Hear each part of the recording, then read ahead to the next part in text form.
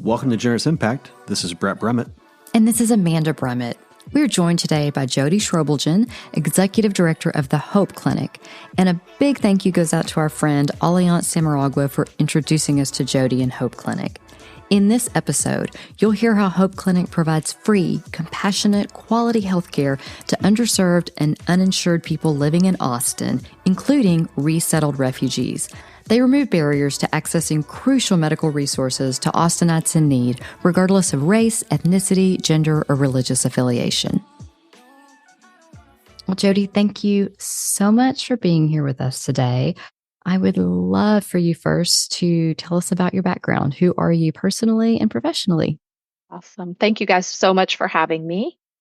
I am a longtime Austinite, not a lifelong, but I've lived here for a very long time. And my degree was in journalism years ago at the University of Iowa. And I worked in a journalism position for several years. And then I went into print sales. And then I left the working world to raise children. And my husband and I own our own business. So I did some just bookkeeping and behind the scenes things. And then I started volunteering at Hope Clinic at a time when kids were just getting older and needed less of my time. And so I started as an administrative volunteer and then became a paid administrator and then became the executive director in 2021. And as far as my personal life, I've been married for 30 plus years and have 3 adult children and a very full life. I feel very blessed. That's really cool, especially having 3 adult children. I mean, that's just successful in and of itself. Nothing else. I know. Exactly. The youngest one is 21. Oh. So we're pretty close. Right there with you. Yeah. Oh, yeah. Same. All right. So you mentioned you started out as a volunteer and at Hope Clinic. How early on in that formation of the clinic were you there, or how much life did it have before you started, spending time? Yeah, I love to tell the story, even though I wasn't there. So basically, we started because a gentleman that is the pastor of a church here in Austin, most of his people in his church are from Nepal or Bhutan. And in 2010, he approached some people who went to Gateway Church who had medical backgrounds. And he basically expressed how challenging it was for his community of recently arrived refugee people, how hard it was for them to navigate our medical system. And that was anything from just not understanding it because it is complicated, to not having transportation to get to appointments, to not understanding that you have to go here for an appointment and then here for blood work and then here for imaging. Yeah. They couldn't afford their medications. I mean, the barriers were just immense. They didn't speak English because they had recently arrived. And so this group of medical folks really just got together in 2010 and started doing house calls at his apartment, and fairly quickly realized that there was a much greater need than this one community of folks, and became a 501c3. That is the Get Up Project part of our name, is our original 501c3. We didn't have a space. We just were an entity that needed to fundraise. And then it got too big for his apartment. So they moved to sharing space with Mission Possible, which is downtown. And then we got this space in 2016, just before I started volunteering. So a whole lot happened in those first years before I was ever involved. And we've been in this Cameron Road location since 2016. So Jodi, as you talk about that, I mean, I have minimal barriers. I have degrees in healthcare. I've worked in healthcare. I speak English. I have good insurance, and our healthcare system can bring me to my knees. I couldn't imagine trying to navigate all that when you don't know the rules and you don't know the language. Yet I look at the Hope Clinic, and you guys served nearly 500 people last year that don't know our system. So tell us about them and the amazing care that you managed to provide. Yeah, I think that A big thing to keep in mind about us is that we are in the business of removing barriers to care. So we try to look at all of the ways that people can't find care, can't access it. So obviously, a big one is language. And so we served people that speak languages like Pashto and Dari and Farsi and Arabic and Vietnamese and Korean, and then Spanish, English, and many other languages last year. And that is a paid part of our model. It's an expensive part of what we do. We're open part-time, and we spent over $12,000 last year just on interpreter services. But there's no way that we could offer the level of care that we want to offer and pride ourselves on offering if we couldn't communicate well with these folks. And you can't use Google Translate if you're talking about like a chronic disease that they're going to need to manage for the rest of their life. It has to be done through a real live person. So it's a crucial part of our business model.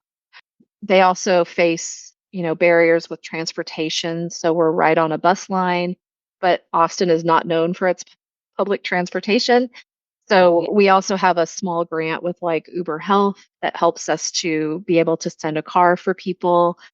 We know that paperwork can be very daunting, so we try to keep our eligibility as low as we can to meet like the needs of our grantors and things like that, but we try to keep that pretty simple. And we try to provide them everything they need for free. I mean, our model is completely free, but when they come here, they get seen by a doctor or a nurse practitioner or a physician's assistant. They get a lot of their medications for free here from our pharmacy. They get tools to care for themselves at home, like a blood pressure monitor. They are educated as to taking control of the parts of their health issue that they can control.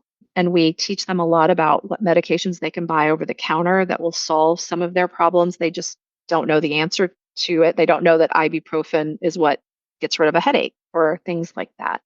So we just spend so much time knocking down those barriers. And obviously, financial is one of the biggest ones as well. So that's why we offer everything at no cost.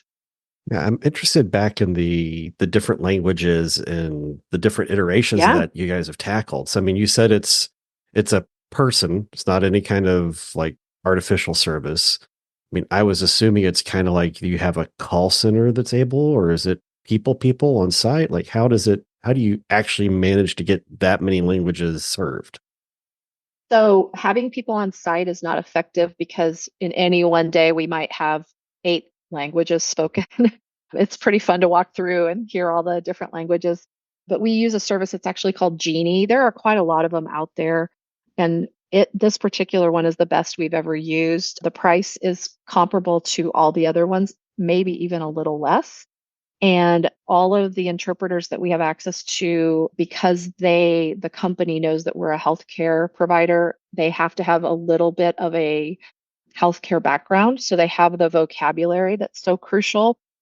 And it's all on our phones and on tablets. So it's app based and it connects very quickly, comparatively speaking, to the other services we've used over the years. So it usually takes under a minute to Wow. connect. And then yeah, it's so great. And then there's a live person. You can actually do video too. We don't do a ton of that. We do more just audio for just privacy reasons. And yeah, so it's a person who is fluent in Arabic, who is speaking to the patient about whatever we need them to. And the vast majority of the interpreters we get are very good. So how different is that now than it was in 2017? How different is the Yeah. service? So all the other services we used until this, we started this one I think in 2021. They were all phone based, and again, we couldn't have done it without them, but connections were like 5 minutes. And and so if you had to put the interpreter on hold, say because you needed to move the patient from one room to a different one, hanging up with the interpreter wasn't a great option because it took so long to reconnect. But now, if we're not going to be able to, if we don't need the interpreter for 10 minutes, they bill by the minute, we can say, hey, we're done for now. We'll call you back. And it's doable to reconnect in. So the app-based technology has definitely helped speed things It's along. very nice. I mean, you guys are running super efficiently from what I was looking at in the report. So I'm sure that's helping out a ton. I was Yes. curious. I was looking through that 2023 impact report and, looked like you said you're keeping about 27%, a little under 30% out of emergency room services. So we ask our patients quite a lot of questions at the end of their visit, like not we take about 5-10 minutes with them while we're waiting for the doctor to complete the documentation of the visit. And we do ask them some patient satisfaction to keep us improving, but we also ask them about social determinants of health and our patients. So, just quickly, if people don't know what that is, they're basically the things that happen in your life, in your world, that are not directly your health, but they impact your health and well being. So, say if you don't enough money to buy fresh fruits and vegetables, it might be pretty challenging for you to control your blood pressure at home because you're likely eating a lot of processed food or things like that. Or if you just flat don't have enough groceries, that can impact you. So we asked them in that survey, if you couldn't come here, where would you go? And so this is them self reporting that I would go to the emergency room. And we'll even sometimes ask, this isn't documented because there's too many answers, but like, what would you go there for? And they'll go for, because they're out of their blood pressure meds, they'll go. And it's just because they don't know where Yeah. else to go. It's a spot. Yeah, exactly. Exactly. And so, and then the other part of that, which I almost think is a bigger deal, is that 40% of them say that they just wouldn't get the care they need, which means they're going to end up in the ER. Not all of them, but many of them, right? Or they're just going to not live their best life because they're in pain or whatever's going on. But yes, 27% of them said, I would go to the ER. Have you ever looked and tried to quantify that and how much diversion of hospital expense or funds or uncompensated care the hospitals are saving through the clinic?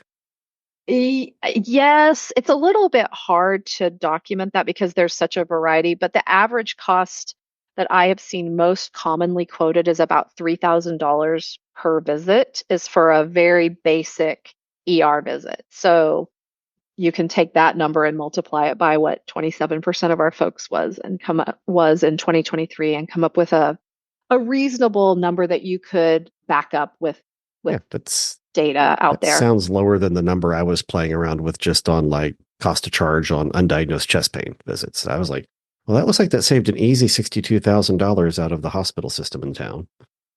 So Yeah, it's right. And then really too it comes down to these are not people who can afford those big hospital bills. So those likely don't get paid or you have people that are so stressed out making payments. I mean, it's not a sustainable solution. I would just much rather have them come here and get the care they need and be able to then focus on finding a job, getting their kids into school, learning English, all the other things that it takes to become a part of this place. Yeah, because we'd like medical debt to be the last American thing we introduce them to, not the Exactly. first. Yes. Oh, yeah. Oh, yeah.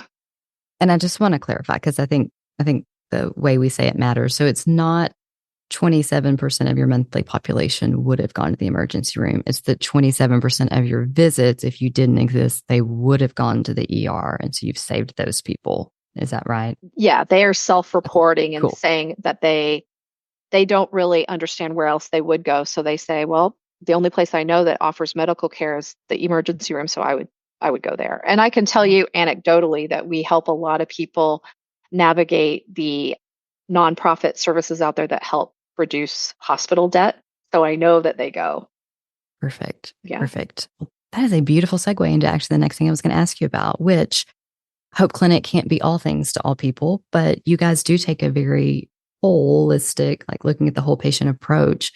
So you collaborate with a lot of other organizations to provide care for that whole patient. So I do. how did you create that network? How do you maintain it? Because that's a lot of work. It is a lot of work, but it's important because recreating the wheel is not an effective use of anybody's funds. It's just a lot of outreach. We've built out a referral network where we can send people if they need some, mental health care. And I don't mean to make it sound like we can help everybody with that, because there is a huge gap for mental health and dental in the city of Austin. It's really hard, but we do have some partners out there like Center for Survivors of Torture or other places, Elbwin, Samaritano, that we work with they send patients our way for primary care, and we might send patients their way for counseling or for rental assistance or things that's not what we do in this environment, but we understand how critical it is to their overall health and well-being, going back to those social determinants of health, to try to help them solve those problems one by one as well. Yeah. Gosh, that really puts it in perspective. So we're not just talking about people that have language barriers or that maybe have financial barriers. Center for people that have survived torture. So they've come to our country with horrible trauma. Oh, yeah. And land in your clinic for primary care. And that's just, I don't know, that just amplifies exponentially what you guys are working with and trying to care for. Yeah, I would say I actually asked my clinical director one day what percentage of our patients she thought would benefit from just even some basic talk therapy. And she said every single one of them. I mean, that's how great Yeah. the need is. Yeah, they come from hard places. I mean, they're not here because they hated where they lived. They're here typically because they couldn't stay where they lived. Right. Yeah.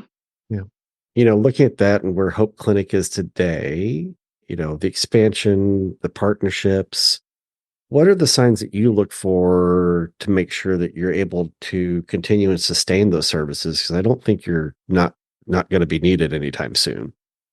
That would be Yeah. awesome if someone put us out of business. Let's see. So, I mean, we have a lot of different ways that we're trying to sustainably fund this place. I write a lot of grants to foundations that have, this as a focus of their work. We do have a relationship with Austin Public Health. That was a huge blessing that came last year. And Austin Public Health doesn't give money for direct patient care, but they do give money for social services. So basically all those social determinants of health. So we were actually able to hire a part-time case manager, and she's a nurse. We could have gone social worker or nurse, but because we have so many medical needs that happen outside of that, outside of what we can do, she helps with that. But she also does those connections to mental health and dental and rental and all those things. So building out our relationship with the city of Austin, we're working to try to get some collaboration maybe with Central Health, which Mhm. oversees the MAP system here in Austin, that insurance system. And we have a lot of church partners. There are quite a lot of churches in town that have a heart for helping the sojourner, and they like to give to places like Hope Clinic. We have individuals. Yeah, we try to have a lot of different irons in the fire, because it's hard to sustainably continue a nonprofit, because medical care is not inexpensive to provide. And so we like to try to spread it Yeah. out And as much as I don't know that we asked too much. Like, what's the geographic scope of the the refugees and the people you guys encounter and help? Do you know, like, farthest patients that travel in, closest? Do you mean how far it takes them to come to Yeah, our from clinic? where they are today, not Okay. not from where they Not from started. in the Yeah, no, no, world. no. Yeah. Okay.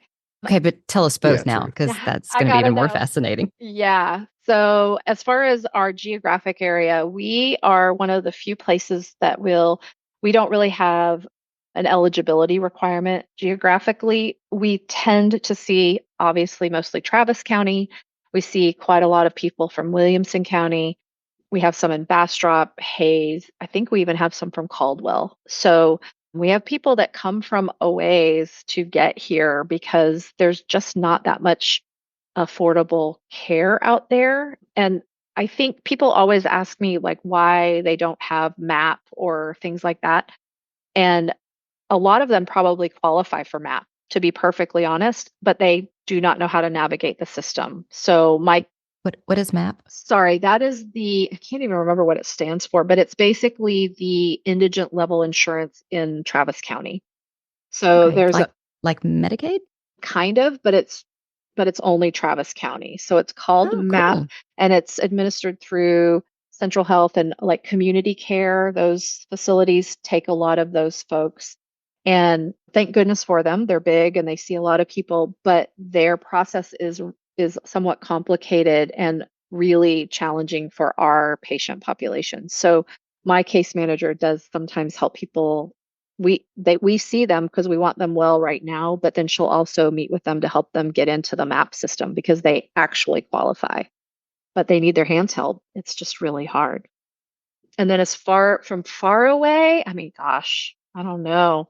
I would say the most interesting like influx we've had was when the people from Afghanistan came in. That was just a very overwhelming time for all the nonprofits. Many people watched that happen in real time and it was chaotic and about 80,000 people arrived in the US and about 1,200 settled here. And so they came in over the 1,200 people arrived over the course of about 4 months ish. And that is a lot of high needs folks to take care of. So I would say Afghanistan is like the biggest influx we've seen all at once and pretty far away. Yeah, for sure. So I think we've got an idea of what you're doing now Yeah. and what you're doing to sustain your services. What about the future? What's next for you guys? Well, some of the conversations that we're having right now revolve around the fact that we always have this space. We are very heavily volunteer run. I don't think we've covered that. We run this whole clinic on 3 full-time equivalent people. I'm the only full-time employee, and everyone else, all the other work is done by volunteers. So basically, all of our providers, all the nurse practitioners and PAs, MDs, they're all volunteers. Nurses, medical assistants. We have lots of UT students who come in and do administrative work for us. And that's the only way we've been able to keep this free format for as long as we have is because we have this just army of people who have a passion for this work. But because of that, we are open limited hours but we always have this space. So I would say our next steps are being able to increase our capacity to see more patients for primary care and maybe to go deeper with the patients in some way, like maybe offering more services potentially here that makes sense. You always have to be aware of mission creep and things like that. But there are definitely things we could take on, like if we could find some mental health care that could use our facility or things like that. We would be very interested in pursuing those things to more fully utilize the space that we're always paying for. That's really cool. I mean, space, it's been a long, my church background, it's a long angst of how good space goes unused for a long time. Yeah. So same thing. So kudos. It's a massive fixed Mhm. cost. Yeah. It is. It is. And we would love to be open more. I mean, the need is there. I can give you a great example. We last year we kind of stepped out in faith. We had two providers, a doctor and a PA, they're married, come forward and say they wanted to have their own clinic day. And that is unheard of. I mean, that's our biggest issue is everything is pinned on us having a provider in. Otherwise, we don't do a clinic. And so to have them come forward and say they wanted to do it consistently, they wanted to do every Thursday afternoon. And we settled on 2 Thursdays because building up the volunteer base and then being able to pay for all of the things that go along with the patients, that was a little bit daunting. But I thought it would take us at least a few months to fill out those Thursdays. The very first one was completely full, was completely booked. So if we add it, it fills up. The need is so great. I virtually never go looking for patients because we would get overwhelmed so quickly. So we just kind of work through our referral partners, and that is more than enough for us. So So yeah, are you looking for practitioners? Do you need more? we yes, so we do. We do. We always need more providers. Not always, but typically we need more providers. Most of our doctors come in once a month. And we like to have at least two here at the same time. That just is more efficient use of our volunteer time and all of that. We're always looking for nurses, medical assistants, phlebotomists, and then just committed administrative people. We have lots of students, and they're wonderful and they fill a lot of our positions, but maybe some like more committed administrators who live in Austin and this is where their life is. So they would be with us longer than a few years, like the student. Yeah. I see the wheels turning on my co-host. I'm like, I can see my husband's eyes looking at me through the Zoom camera. Yeah. Like we Yep. know. Yeah. When we first moved to Austin, I'm a healthcare administrator, and we first moved to Austin, I was like, I've got to find a clinic to go volunteer in while I have the time. Well, now I don't know how that I have the time, but it sounds like I found a clinic that I should go volunteer in. Found the place. Yeah. We'll connect, Jodi. That sounds amazing. I love it. Well, your organization's super inspiring. What are other organizations or people that you and the rest of your organizations draw your inspiration from? Gosh, well, me personally, I'm just always inspired by people that like have these big, audacious like dreams and they just do it. I'm very much a policy protocol person. So I am great at coming in with somebody like that who's like, oh, we're going to do this. And I'm like, but wait, we should probably write that down or we should. So like my brother-in-law created this crazy event. We all grew up in Iowa and it's called Relay Iowa. And it was just he went to a orphanage in South Africa and he was so moved by it that he just decided to create this thing that's this ridiculous 339-mile run. And he did it for years and years and years and it still exists. And like he just wished it into being. Like it's crazy. So just dreamers like that, I think are fascinating. And like Gloria McPherson that created this clinic is kind of that same kind of human that just is like, there's a need and I'm going to fill it. So anything like that, I think is pretty cool and interesting, grassrootsy. And then at this clinic, I mean, I think we're just all very inspired by everyone who does this work because we all do it a little differently, but the end result is we just want to take great care of people. So there are, our partners here in town that pick up the baton from us and, continue helping the patients. That's lovely. But then there's other clinics like mine, like in Smithville, and they help a really different population but no less deserving. And they do it in a little bit of a different way than we do, but they do it in a beautiful, loving way. So I would say we're all inspired to just kind of learn from the other people that are in this space. Cool. Throw in one more unplanned question. Is there a venue for all of you nonprofit clinic administrators to network with each other? Is there like a professional organization or anything? There's the Texas Association of Free and Charitable Clinics, and there's a national association as well. Fabulous. And so there's four of us. There's more than four in the Austin area. There's one in Leander and one in Round Rock. So both Williamson County. There's two of us here in Austin, plus a pediatric clinic. The other two of us see mainly adults.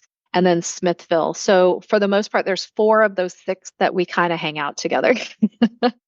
Yeah, we try to get together like once a month and just commiserate, and then we're in meetings together and stuff like that. Nice. Yeah.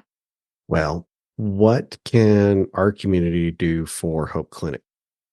Well, I'd say just, learn more about us, go to our website. You can see more about what we do and who we care for. We're always looking for new donors. There's information on the website about that.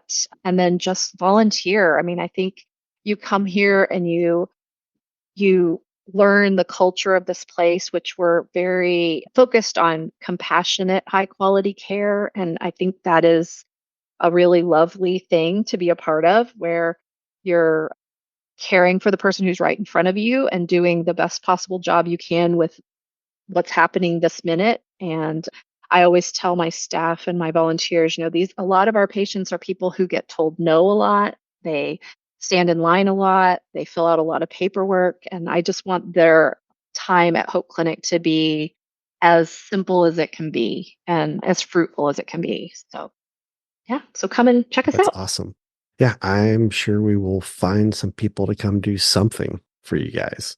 Yeah. Amazing. I love it. Well, thanks for your time. Thanks for all you do with Hope Clinic and the community around us. It's truly amazing. And have a wonderful rest of your day. Yeah, thank you guys so much for having us or having me. And I look forward to listening to the podcast. I'm sure meeting Jodi and learning about how the Hope Clinic is removing healthcare barriers is inspiring to you. I cannot imagine navigating our complicated healthcare system, even with a language barrier, especially as a refugee. If you want to learn more or get involved, visit them at hopeclinicaustin.org.